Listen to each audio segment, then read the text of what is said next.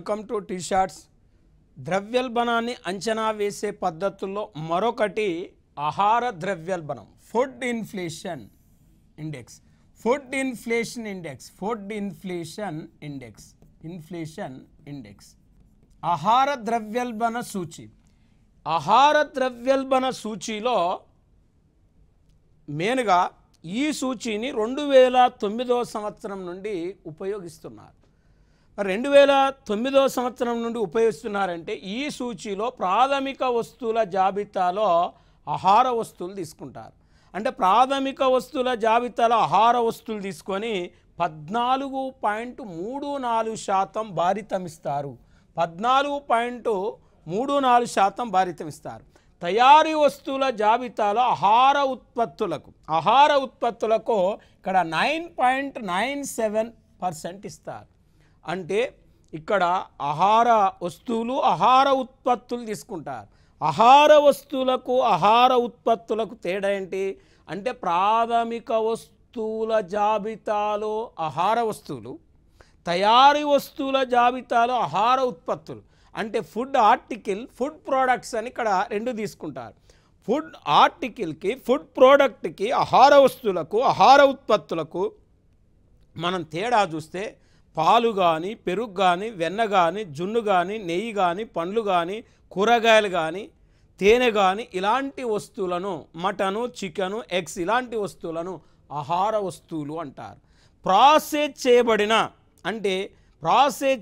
అంటే పాల ప్యాకెట్లు, పెరుగు ప్యాకెట్లు, మజ్జిగ ప్యాకెట్లు, వెన్న ప్యాకెట్లు, జున్ను ప్యాకెట్లు, తేనెకు సంబంధించిన ప్యాకెట్లు కాకపోతే డబ్బాలు, తర్వాత మనం మటన్ పచ్చడి, చికెన్ పచ్చడి, డ్రై ఫ్రూట్స్ ఇట్లాంటి అంటే ప్రోడక్ట్స్ అంటే మ్యానుఫ్యాక్చరింగ్ వాటిని ఈ తయారీ జాబితాలో ఆహార ఉత్పత్తుల కింద తీసుకుంటారు. మొత్తానికి రెండు వస్తువులకు కలిపి ఇక్కడ 14.34%, 9.97% అంటే దాదాపు ఇక్కడ మీరు చూడండి, మనం చూస్తే ఇక్కడ 24.31% భారితము ఇక్కడ ఫుడ్ ఇన్ఫ్లేషన్ ఇండెక్స్కి ఇస్తారు. ఆహార ఉత్పత్తులకు 9.97, ఇక్కడ ఆహార వస్తువులకు మరి 14.34, రెండు కలిపితే ఆహార ద్రవ్యోల్బణ సూచీకి ఇచ్చే వెయిటేజీ ఎంత అంటే 24.31% ఇస్తారు. అంటే మన క్వశ్చన్ ఎట్లా అడుగుతారు, ఏ విధంగా అడుగుతారంటే ఆహార ద్రవ్యోల్బణ సూచీలో ఏ అంశాలు తీసుకొని భారతదేశంలో ద్రవ్యోల్బణాన్ని అంచనా వేస్తారంటే ఆహార వస్తువులు అంటే ఆహార ఉత్పత్తులు తీసుకుంటారు. మరి ఈ సూచీలో ఎక్కువ వెయిటేజ్ దేనికి ఇస్తారని అడిగితే ఆహార వస్తువులకే ఎక్కువ వెయిటేజ్ ఇస్తారు. మరి 2024 ప్రకారం మన దేశంలో ఆహార ద్రవ్యోల్బణం 7.5% అండి. ఆహార ద్రవ్యోల్బణం 7.5% ఉంటే ప్రధాన ద్రవ్యోల్బణం 5.4% హెడ్లైన్ ఇన్ఫ్లేషన్. మరి హెడ్లైన్ ఇన్ఫ్లేషన్ 5.4% ఉంటే కోర్ ఇన్ఫ్లేషన్ 4.3% ఉంది. అంటే మన దేశంలో హెడ్లైన్ ఇన్ఫ్లేషన్ కంటే ఫుడ్ ఇన్ఫ్లేషనే ఎక్కువ ఉంది. హెడ్లైన్ ఇన్ఫ్లేషన్ కంటే ఫుడ్ ఇన్ఫ్లేషనే ఎక్కువ ఉంది. అంటే ఈ మధ్యలో మనం చూస్తున్నాం హెడ్లైన్ ఇన్ఫ్లేషన్లో ఏం తీసుకుంటారో ఇప్పుడే మనం చదువుకున్నాం. హెడ్లైన్ ఇన్ఫ్లేషన్లో తీసుకునేవి తయారీ వస్తువులు, మరి పెట్రోలియం, శక్తి, లూబ్రికేట్, ప్రాథమిక వస్తువులు ఇవన్నీ 697 వస్తువులు తీసుకుంటారు. కానీ ఫుడ్ ఇన్ఫ్లేషన్లో ఫుడ్కు సంబంధించిన వస్తువులు తీసుకుంటారు. కాబట్టి ఈ మధ్య కాలంలో ఈ నిత్యావసర వస్తువులు, ఆహార వస్తువులకు ధరలు పెరుగుతున్న నేపథ్యంలో మన దేశంలో ఎక్కువగా ఏ ద్రవ్యోల్బణం కనపడుతుందంటే ఇక్కడ మనం చూస్తే ఇక్కడ ఆహార ద్రవ్యోల్బణం అనేది కనపడుతుందండి. ఆహార ద్రవ్యోల్బణం అనేది మనకు ప్రధానంగా కనపడుతుంది. మరి ఇక్కడ జనరల్గా మనం చూస్తే ఇది కోర్ ఇన్ఫ్లేషన్ అతి తక్కువగా ఉంది, 4.3% ఉంది కోర్ ఇన్ఫ్లేషన్ అనేది. మరి ఇక్కడ ద్రవ్యోల్బణం ఎక్కువగా ఉన్న రాష్ట్రాలు మనం చూస్తే గ్రామాలలో కానీ పట్టణాల్లో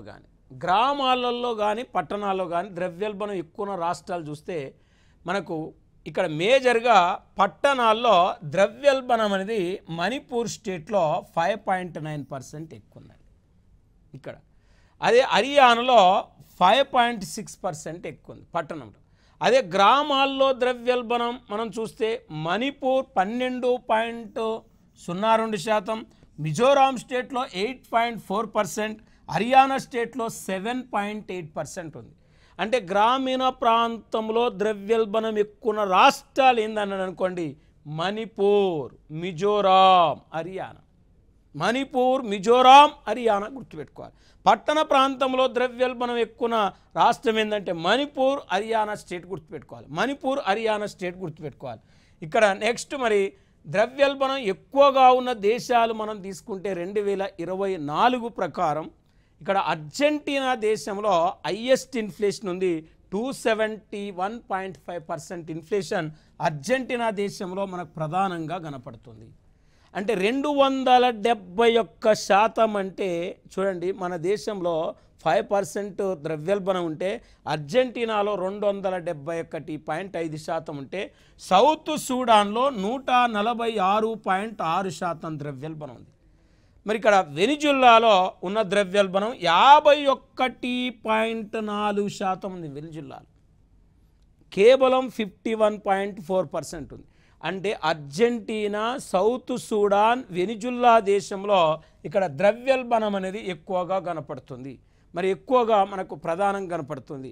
ఈ ద్రవ్యోల్బణం అనేది చాలా డేంజర్. ఎందుకంటే ద్రవ్యోల్బణము సమాజంలో ఇక్కడ పేదవారు, ధనికవారు అనే 2 వర్గాలను సృష్టిస్తుంది. సమాజంలో ఆదాయ అసమానతలను పెంచుతుంది. అంటే ద్రవ్యోల్బణ కాలంలో కొంతమంది నష్టపోతారు, కొంతమంది లాభపడతారు. వాస్తవానికి ద్రవ్యోల్బణ కాలంలో నష్టపోయేవారు అంటే లాసెస్ పీపుల్ ఇన్ఫ్లేషన్ పీరియడ్. చూడండి, అంటే ద్రవ్యోల్బణ కాలంలో ఎవరు నష్టపోతారనే దాన్ని మనం ప్రధానంగా తీసుకుంటే ఇక్కడ భూస్వాములు నష్టపోతారు. ల్యాండ్ లార్డ్స్ వీళ్ళు నెంబర్ 1. రెండోది రుణదాతలు నష్టపోతారు. అంటే అప్పిచ్చిన వాళ్ళు నష్టపోతారు. అప్పు తీసుకున్న వాళ్ళు బాగుపడతారు, అప్పిచ్చిన వాళ్ళు నష్టపోతారు.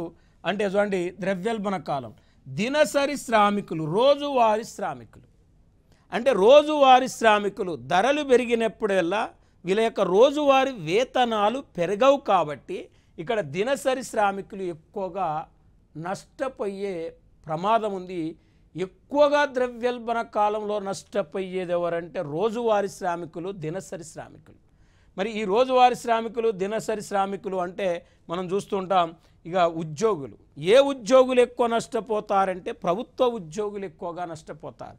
చిన్న చిన్న ప్రైవేట్ ఉద్యోగాలు చేసేవాళ్ళు కూడా ఎక్కువగా నష్టపోతారు. చాలని జీతాలతో పనిచేసే వాళ్ళు ఇన్ఫ్లేషన్ పీరియడ్లో ఎక్కువగా దిగ్బంతి గురవుతారు, లాసెస్ గురవుతారు, ఆందోళనకు గురవుతారు. ఇక్కడ ఉద్యోగులు అంటే ప్రభుత్వ ఉద్యోగులను ప్రధానంగా ప్రస్తావించాలి. ప్రైవేట్ రంగంలో చిన్న చిన్న ఉద్యోగాలు చేసేవాళ్ళు ఎక్కువగా నష్టపోతారు ద్రవ్యోల్బణ కాలం. తర్వాత మధ్య తరగతి వారు, మిడిల్ క్లాస్ పీపుల్. అంటే ద్రవ్యోల్బణం ఎక్కువగా ఎవరిని సఫర్ చేస్తుందంటే మిడిల్ క్లాస్ వాళ్ళ మీద, మధ్య తరగతి వాళ్ళ మీద ఎక్కువ ప్రభావం చూపుతుంది. ఎందుకంటే వీళ్ళకు ధరలు పెరుగుతాయి కానీ వీళ్ళకు జీతాలు పెరగవు. కాబట్టి వచ్చిన జీతంతో రకరకాల వస్తువులు కొనలేక ఎక్కువగా దిగ్భ్రాంతికి గురవుతుంటారు, ఆందోళనకు గురవుతుంటారు మధ్యతరగతి వారు. మరి మధ్యతరగతి వారి మీద ఎక్కువ ఇంపాక్ట్ అనేది చూపెడుతుంది ఇన్ఫ్లేషన్ అనేది. జనరల్గా మనం ఒక్కసారి చూస్తే అగ్రికల్చర్ లేబర్, వ్యవసాయ కూలీలు, ఈ వ్యవసాయ కూలీలు, మరి వ్యవసాయ కూలీలు జనరల్గా మనం ఒక్కసారి చూస్తే వీళ్ళను కూడా రోజువారీ కూలీలు అంటాం. మరి వాళ్ళకు ధరలు పెరిగినప్పుడల్లా వేతనాలు పెరగవు. కాబట్టి ఇక్కడ వ్యవసాయ కూలీలు కూడా నష్టపోతారు ద్రవ్యోల్బణ కాలంలో. ఇంకా చిన్న రైతులు అంటే చిన్న సన్నకారు రైతులు అంటాం. ఈ చిన్న సన్నకారు రైతులు ఎందుకు నష్టపోతారంటే ఇక్కడ వాస్తవానికి వీళ్ళకు మెయిన్గా పెద్ద రైతులు ధరలు తక్కువన్నప్పుడు మెయిన్గా ఏమవుతారంటే వాళ్ళు స్టాక్ ఇక్కడ అంటే ఉత్పత్తిని ఆపేస్తారు. ధరలు పెరగగానే వాళ్ళు అమ్ముకుంటారు. అంటే ఎక్కువ ధరలు పెరిగే వరకు వీళ్ళు అప్పటి వరకు ఆగరు. కాబట్టి చిన్న సన్నకారు రైతులు నష్టపోతారు. స్థిర ఆదాయం గలవాలంటే fixed income group. Fixed income group అంటే ఎవరు వస్తారంటే ఉద్యోగులు, ప్రభుత్వ ఉద్యోగులు రావచ్చు, పెన్షన్దారులు రావచ్చు, ప్లస్ ఇంటి అద్దె మీద బతికే వాళ్ళు రావచ్చు, అంటే తర్వాత వడ్డీ కప్పులు ఇచ్చి బతికే వాళ్ళు రావచ్చు. వీళ్ళని ఫిక్స్డ్ ఇన్కమ్ గ్రూప్ అంటామండి. అంటే ధరలు పెరిగినప్పుడల్లా వీళ్ళు ఎందుకు నష్టపోతారంటే ధరలు పెరిగినప్పుడల్లా ఇంటి అద్దె పెంచరు, వడ్డీలు పెరగవు, ప్లస్ గవర్నమెంట్ ఉద్యోగులకు జీతాలు పెరగవు, పెన్షన్దారుల పెన్షన్ పెరగదు. కాబట్టి ఈ స్థిర ఆదాయం గల వర్గాల వాళ్ళు ఎక్కువగా నష్టపోయే ప్రమాదం ఉంది. మరి ఇప్పుడు నెక్స్ట్ మనం చూస్తే ద్రవ్యోల్బణ కాలంలో లాభపడేవారు ఎవరు లాభపడతారు అంటే నల్లధనందారులు, బ్లాక్ మనీ హోల్డర్స్ లాభపడతారు. అంటే బ్లాక్ మనీ ఉంటుంది కాబట్టి వీళ్ళకి ధరలు పెరిగినా వీళ్ళ మీద ఎలాంటి ఇంపాక్ట్ అనేది చూపదు. తర్వాత ఉత్పత్తిదారులు, ధరలు పెరిగినప్పుడు వీళ్ళ ఆదాయం పెరుగుతుంది కాబట్టి వీళ్ళు లాభపడతారు. పెద్ద రైతులు ధరలు పెరిగినప్పుడు ఎక్కువ బెనిఫిట్ పొందుతారు. ఎందుకంటే చిన్న రైతులు ధరలు పెరిగే వరకు వాళ్ళు సరుకును నిల్వ చేసుకోరు, వాళ్ళకి చేతి ఖర్చుల నిమిత్తం డబ్బు అవసరం ఉంటుంది కాబట్టి ఎంతో కొంత ధరకు వాళ్ళు పంటను అమ్మేసుకుంటారు. ధరలు పెరిగే వరకు వాళ్ళు ఆగరు కాబట్టి ఈ పెద్ద రైతులు వాళ్ళు ధరలు పెరిగే వరకు పంటను నిల్వ చేసుకుంటారు కాబట్టి ధర పెరగానే అమ్ముకుంటారు కాబట్టి పెద్ద రైతులు లాభం పొందుతారు. మరి చర ఆదాయం గల వాళ్ళు, చర ఆదాయం గల వాళ్ళంటే మనం చూస్తే రకరకాల ఇన్కమ్ ఉన్న వాళ్ళని చర ఆదాయం గల వాళ్ళు అంటాం. ఎగ్జాంపుల్ రకరకాల ఆదాయం ఉన్న వాళ్ళని చర ఆదాయం గల వాళ్ళు అంటాం. అంటే ఇప్పుడు డాక్టర్స్ వండి చూడటం వల్ల ఆయనకు ఆదాయం వస్తుంది, టెస్టుల ద్వారా ఆయనకు ఆదాయం వస్తుంది, మెడికల్ షాపుల ద్వారా అంటే మందులు రాయటం వల్ల పర్సెంటేజ్ ద్వారా ఆదాయం వస్తుంది, గెస్ట్ డాక్టర్లుగా వెళ్ళినప్పుడు ఆదాయం వస్తుంది, దాన్ని చర ఆదాయం అంటాం. ఒక గవర్నమెంట్ టీచర్ గవర్నమెంట్ స్కూల్లో పాఠం చెప్పడం వల్ల ఆదాయం వస్తుంది, ప్రైవేట్గా ట్యూషన్లు చెప్పుకోవటం వల్ల ఆదాయం వస్తుంది, రియల్ ఎస్టేట్ వ్యాపారం చేయటం వల్ల ఆదాయం వస్తుంది, ఫైనాన్స్ నడుపుకోవడం వల్ల ఆదాయం వస్తుంది. ఇలాంటి వాటిని రకరకాల వృత్తుల ద్వారా వచ్చే ఆదాయం గల వారిని చర ఆదాయము అంటారు. చర ఆదాయం గల వాళ్ళకు ధరలు పెరిగినప్పటికీ పెద్దగా నష్టపోరు. అంటే వేరే బుల్ ఇన్కమ్ గ్రూప్ వాళ్ళు ఎక్కువగా ప్రాఫిట్ పొందుతారు ద్రవ్యోల్బణ కాలంలో. ధనికులు కూడా లబ్ధి పొందుతారు. ఇంకా అంచనా వ్యాపారులు అంటే భవిష్యత్తులో ధరలు పెరుగుతాయని ప్రస్తుతం ఏ వస్తువునైనా తక్కువ ధర కొని నిలబెట్టుకొని ఎక్కువ ధర పెరగానే అమ్ముకునే వారిని అంచనా వ్యాపారులు అంటాం. వీళ్ళు ఎక్కువగా లాభ పొందే అవకాశం ఉంది కాబట్టి వీళ్ళు ఇక స్మగ్లింగ్ కూడా చేసే వాళ్ళు కూడా ఎక్కువగా లాభపడతారు. తక్కువ ధరలకే లైసెన్స్ లేకుండా విదేశాల నుంచి వస్తువులను ఇంపోర్ట్ చేసుకొని ఎక్కువ ధరలకు అమ్మి ప్రాఫిట్ పొందుతారు. కాబట్టి ఈ దొంగ రవాణా చేసేవారు కూడా లాభపడతారు. ఇక కౌలు రైతులు లాభపడతారు, మరి బెనిఫిట్ పొందుతారు. మరి రుణదాత నష్టపోతాడు అంటున్నాం, రుణగ్రహీత లాభపడతాడని చెప్పినాం. రుణదాత నష్టపోతాడు, రుణగ్రహీత బాగుపడతాడు. ఇది చాలాసార్లు పోటీ పరీక్షల్లో ఈ బిట్టు రావటం జరిగింది. మరి చాలాసార్లు పోటీ పరీక్షల్లో ఈ బిట్టు వచ్చిందంటే పదే పదే గుర్తుపెట్టుకోండి. ద్రవ్యోల్బణ కాలంలో అప్పు తీసుకున్న వాళ్ళు బాగుపడతారు, రుణగ్రహీతలు. అప్పు ఇచ్చిన వాళ్ళు నష్టపోతారు. ఎందుకంటే ఎగ్జాంపుల్ ఇది బాగా మనం ఆన్సర్ ఎగ్జామ్లలో ప్రతి పోటీ పరీక్షల్లో ప్రతి జనరల్ స్టడీస్లో చాలాసార్లు ఇప్పటివరకు కాంపిటేటివ్ ఎగ్జామ్లో ఈ బిట్ అడిగాడు. కానీ చాలామంది రుణదాత దిద్దుతారు కానీ రుణగ్రహీత దిద్దట్లేదు. పదే పదే గుర్తుపెట్టుకోండి, అప్పు ఇచ్చిన ఆయన నష్టపోతాడు, అప్పు తీసుకున్న ఆయన బాగుపడతాడు. ఎగ్జాంపుల్ ఒక ఆయన రుణదాత అప్పు ఇచ్చాడు. ఎగ్జాంపుల్ ఇప్పుడు 100 బస్తాల ధాన్యం అమ్మిండు, ఒక బస్తా 1000 రూపాయలు అమ్మి రుణగ్రహీతకు అప్పిచ్చాడు, 1,00,000 రూపాయలు అప్పిచ్చాడు. 1,00,000 రూపాయలు అప్పిచ్చాడు ఎగ్జాంపుల్. అంటే 100 బస్తాల ధాన్యం అమ్మిండు, ఒక బస్తా ధాన్యం 1000 రూపాయలు ప్రజెంట్. అంటే 1,00,000 రూపాయల అప్పు ఈ రుణదాత రుణగ్రహీతకి ఇస్తే ఆఫ్టర్ 1 ఇయర్ తర్వాత 2 రూపీస్ ఇంట్రెస్ట్ లెక్క రుణదాతకు 24,000 వడ్డీ, అసలు 1,24,000 ఇచ్చాడు. మరి ఇప్పుడు వాస్తవానికి ఇప్పుడు ధాన్యం ధర 1 ఇయర్ తర్వాత 1,500కు పెరిగింది. ఇప్పుడు ధాన్యం అమ్ముకుంటే 1,50,000 రూపాయలు వచ్చేది. అంటే ధాన్యం అమ్మి ఇవ్వటం వల్ల 26,000 రూపాయలు ఇక్కడ ఈ దాత నష్టపోయిండు. చూడండి, ఇప్పుడు 1,00,000 అంటే 100 బస్తాలు, ఒక బస్తా 1,500 చొప్పున అమ్ముకుంటే 1,50,000 వచ్చేది. అంటే అసలు 1,50,000 అంటే నాకు వచ్చింది 1,24,000 అంటే 26,000 రూపాయలు నష్టపోయింది. అంటే అప్పు ఇవ్వడం వల్ల 26,000 రూపాయలు నష్టపోయింది. అదే ఇక్కడ జనరల్గా మనం ఒకసారి తీసుకుంటే అదే రుణగ్రహీత 1,00,000 రూపాయలు అప్పు తీసుకొని 50,000 రూపాయల చొప్పున 2 తులాల బంగారం కొన్నాడు. 2 తులాల బంగారం కొన్నాడు. కొంటే దాదాపు 1,00,000 రూపాయలకు 2 తులాలు వచ్చింది. ఇప్పుడు బంగారం ధర 70,000 రూపాయలు. అంటే అదే బంగారం ధర ఇప్పుడు 70,000 అంటే 1,40,000. అంటే ఆ బంగారం అమ్మి ఆయనకు 1,24,000 ఇస్తే గ్రహీతకు 16,000 మిగిలింది. అంటే గ్రహీత ఎట్టి పరిస్థితిలో బాగుపడ్డాడు. అదే రుణదాత అమ్మి ఆనాడు బంగారం కొనుక్కుంటే 2 తులాలు వచ్చేది 1,00,000కి, ఈనాడు అమ్ముకుంటే 1,40,000 వచ్చేది. అట్లీస్ట్ అప్పిచ్చిన వాడే ద్రవ్యోల్బణ కాలంలో నష్టపోతాడు తప్ప అప్పు తీసుకున్న వాళ్ళు నష్టపోరు. అందుకే ఇప్పుడు ద్రవ్యోల్బణ కాలంలో దాత నష్టపోతే గ్రహీత బాగుపడతాడనేది మోస్ట్ ఇంపార్టెంట్ బిట్టు పోటీ పరీక్షల పరంగా. నెక్స్ట్ మనం ఇన్ఫ్లేషన్ చూస్తే మరి ఈ ద్రవ్యోల్బణం అనేది చాలా డేంజరస్. ఇది అన్ని వర్గాల మీద, ఉత్పత్తి మీద ప్రభావం చూపుతుంది, పంపిణీ మీద ప్రభావం చూపుతుంది, రాజకీయం మీద ప్రభావం చూపుతుంది, ప్లస్ అంతర్జాతీయ వ్యాపారం మీద కూడా ప్రభావం చూపుతుంది.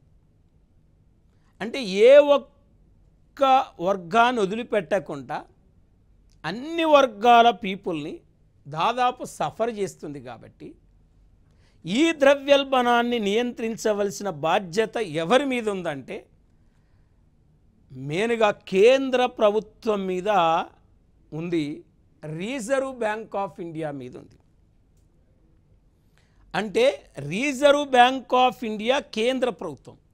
ఇక్కడ మనకు రిజర్వ్ బ్యాంక్ ఆఫ్ ఇండియా తీసుకునే చర్యలను ద్రవ్యపరమైన చర్యలు అంటారు. అంటే చూడండి, ద్రవ్యపరమైన చర్యలు అంటారు. కేంద్ర ప్రభుత్వం తీసుకునే చర్యలను కోశపరమైన చర్యలు అంటారు. అంటే ద్రవ్యోల్బణాన్ని కంట్రోల్ చేయడానికి 2 రకాల మెజర్మెంట్స్ ఉన్నాయి, 2 రకాల చర్యలు ఉన్నాయి. అంటే ఫిజికల్ పాలసీస్ ఉన్నాయి, మానిటరీ పాలసీస్ ఉన్నాయి. అంటే ఇద్దరి మీద బాధ్యత ఉంది. ఎవరెవరి మీద బాధ్యత ఉంది అంటే కేంద్ర ప్రభుత్వం మీద ఉంది, ఆర్బీఐ మీద ఉంది అని చెప్తాను. మరి ఇద్దరి మీద బాధ్యత ఉన్నప్పుడు ఇక్కడ కేంద్ర ఆర్థిక మంత్రిత్వ శాఖ అన్ని మంత్రిత్వ శాఖల సహకారంతో ద్రవ్యోల్బణాన్ని కంట్రోల్ చేయవలసి ఉంటుంది. అంటే ప్రతి ఒక్క శాఖతో సమన్వయం ఉండాలి. ఇవాళ ఆహార ద్రవ్యోల్బణం ఏర్పడుతుందంటే వ్యవసాయ ఆహార శాఖతో ఆర్థిక మంత్రిత్వ శాఖకు ఇక్కడ సమన్వయం ఉండాలి. పెట్రోల్ ధరలు, గ్యాస్ ధరలు పెరుగుతున్నాయంటే పెట్రోలియం ధరతో, అంటే పెట్రోలియం గ్యాస్ ధరలు పెరుగుతున్నాయంటే పెట్రోలియం శాఖతో ఆర్థిక శాఖకు సమన్వయం ఉండాలి. ఇవాళ ఉక్కు ధర పెరుగుతుందంటే ఉక్కు శాఖతో ఆర్థిక మంత్రిత్వ శాఖకు రిలేషన్షిప్ ఉండాలి, కోఆర్డినేషన్ ఉండాలి. అంటే రిజర్వ్ బ్యాంక్ ఆఫ్ ఇండియా, ఆర్థిక మంత్రిత్వ శాఖలు ద్రవ్యోల్బణాన్ని నియంత్రించవలసిన బాధ్యత వీళ్ళిద్దరి మీద ఉంది. కాబట్టి వీళ్ళిద్దరి కోఆర్డినేషన్తో ద్రవ్యోల్బణాన్ని నివారించాలి. మరి ఇప్పుడు మన దేశంలో రిజర్వ్ బ్యాంక్ ఆఫ్ ఇండియా తీసుకునే చర్యలు మనకు ఏంటి అంటే మానిటరీ పాలసీస్, ద్రవ్యపరమైన చర్యలు. ద్రవ్యపరమైన చర్యల్లో మనకు మేజర్గా పరిమాణాత్మక చర్యలు, గుణాత్మక చర్యలు ఉంటాయి. మరి పరిమాణాత్మక చర్యలు, గుణాత్మక చర్యలు అంటే మనకు పోటీ పరీక్షల్లో జిఎస్ పరంగా పరిమాణాత్మక చర్యల మీద మనకి ఎక్కువ బిట్లడుతారు. మరి పరిమాణాత్మక చర్యల మీద బిట్లడుతారంటే ఇవి బ్యాంకు రేటు, నగదు నిల్వల నిష్పత్తి, బహిరంగ మార్కెటు, చట్టబద్ధమైన ద్రవ్య నిష్పత్తి, repo rate, reverse repo rate. అంటే ఈ బ్యాంకు రేటు, నగదు నిల్వల నిష్పత్తి, బహిరంగ మార్కెటు, చట్టబద్ధమైన ద్రవ్య నిష్పత్తి, repo rate, reverse repo rate, వీటిని క్వాంటిటేటివ్ మెజర్మెంట్స్ అంట, పరిమాణాత్మక చర్యలు అంట. మరి మనకు పరిమాణాత్మక చర్యలు, గుణాత్మక చర్యలు ఈ రెండింటిని కూడా రిజర్వ్ బ్యాంక్ ఆఫ్ ఇండియా చేపట్టి మన దేశంలో ద్రవ్యోల్బణాన్ని నియంత్రణ చేస్తుంది. మరి ఇప్పుడు వాస్తవానికి బ్యాంకు రేటు అంటే ఏంది? ఇది ఎట్లా ద్రవ్యోల్బణం కంట్రోల్ చేస్తుంది బ్యాంకు రేటు ద్వారా అంటే, ఇక్కడ మనం జనరల్గా ఆర్బిఐ వాణిజ్య బ్యాంకులు ప్లస్ ప్రజలు కొనుగోలు శక్తి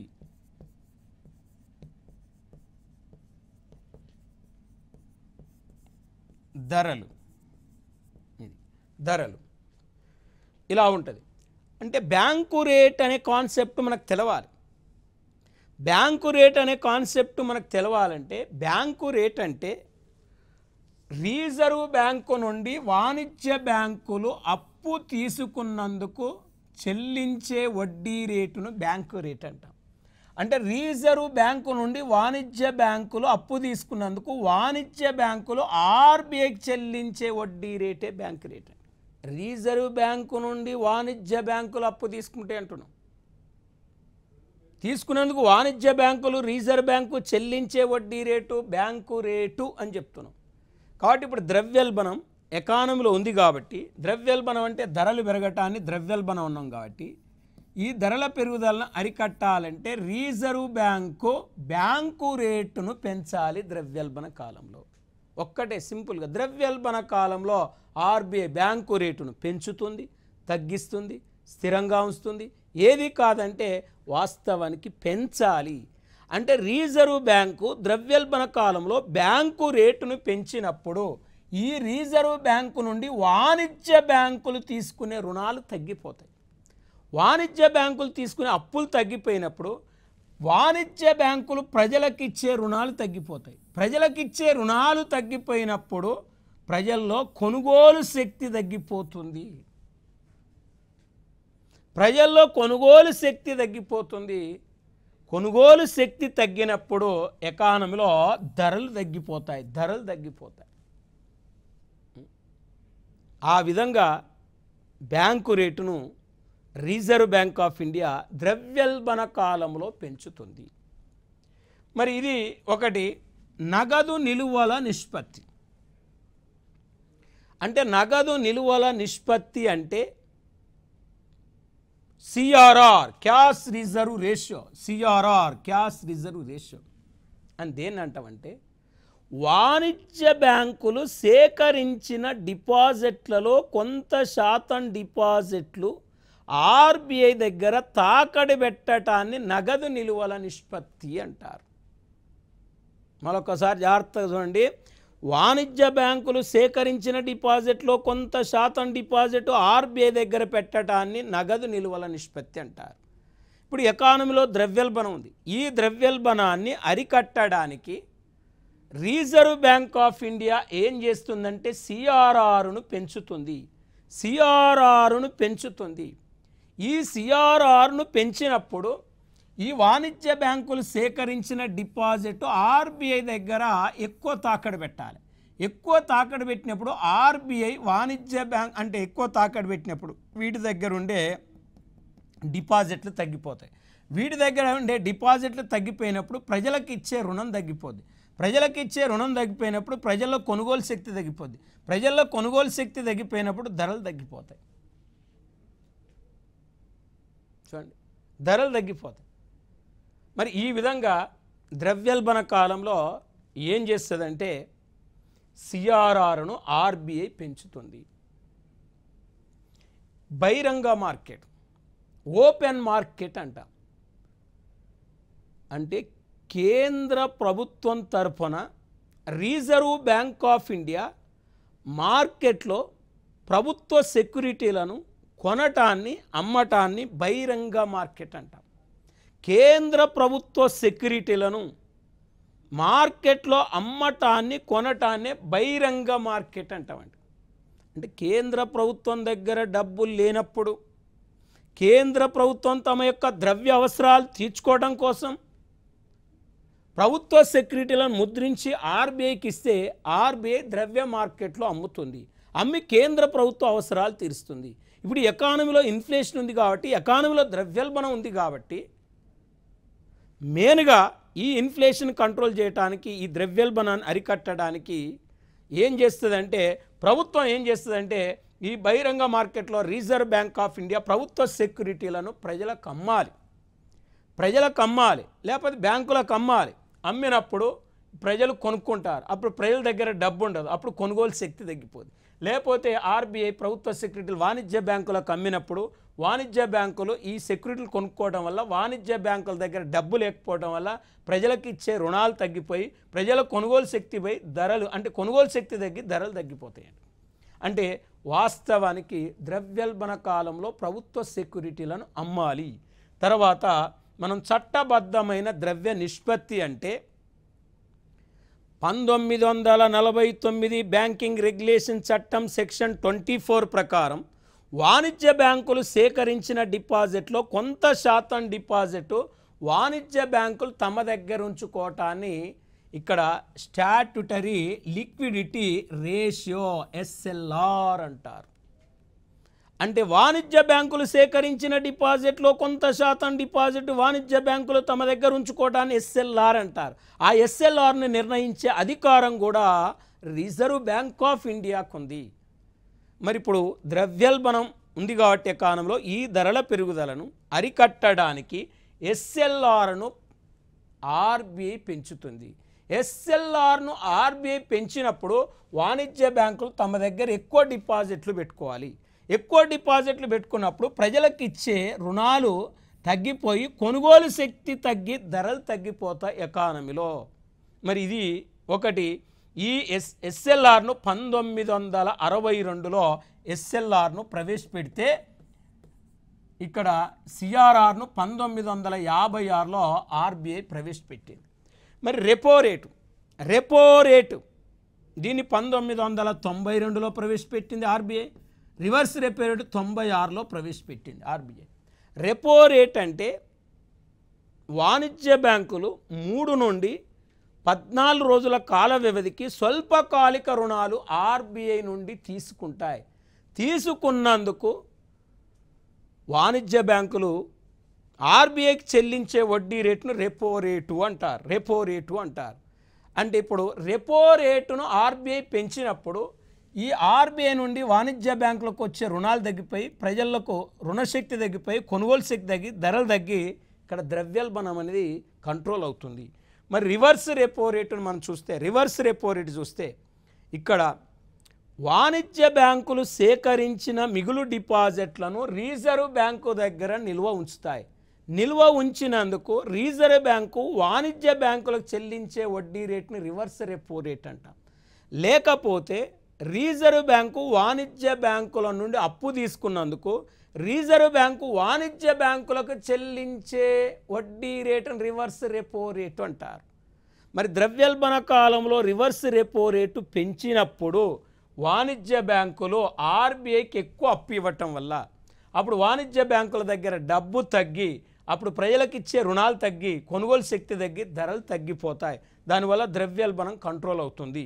మరి నెక్స్ట్ మనం చూస్తే కోశపరమైన చర్యలు ఆర్థిక మంత్రిత్వ శాఖ తీసుకుంటుందని చెప్పినాం. ప్రభుత్వ ఆదాయం మెయిన్గా పన్నుల ద్వారా వస్తుంది కాబట్టి ద్రవ్యోల్బణ కాలంలో ప్రత్యక్ష పన్నులు పెంచాలి, పరోక్ష పన్నులు తగ్గిస్తే ద్రవ్యోల్బణం కంట్రోల్ అవుతుంది. డైరెక్ట్ ట్యాక్సెస్ పెంచాలి, ఇండైరెక్ట్ ట్యాక్సెస్ తగ్గించాలి. ప్రభుత్వ వ్యయం రెవెన్యూ వ్యయం ఉంటుంది, మూలధన వ్యయం ఉంటుంది. ద్రవ్యోల్బణ కాలంలో డెవలప్మెంట్ మీద చేసే మూలధన వ్యయాన్ని పెంచాలి, నాన్ డెవలప్మెంట్ మీద చేసే రెవెన్యూ వ్యయాన్ని తగ్గించినట్లయితే ద్రవ్యోల్బణం కంట్రోల్ చేయొచ్చు. మరి ప్రభుత్వ రుణం ద్రవ్యోల్బణ కాలంలో ప్రభుత్వము ప్రజల నుండి రుణాన్ని సేకరించినట్లయితే ద్రవ్యోల్బణం అనేది కంట్రోల్ అవుతుంది. మరి ఈ విధంగా అంటే ప్రత్యక్ష పన్నులు పెంచాలి, పరోక్ష పన్నులు తగ్గించాలని చెప్పినాం. ఇక్కడ రెవెన్యూ వ్యయాన్ని తగ్గించాలి, మూలధన వ్యయాన్ని పెంచాలి. అంటే రెవెన్యూ వ్యయము నాన్ డెవలప్మెంట్ మీద చేసేదను, మూలధన వ్యయము డెవలప్మెంట్ మీద చేసేదను. అందుకే మూలధన వ్యయం పెంచాలను.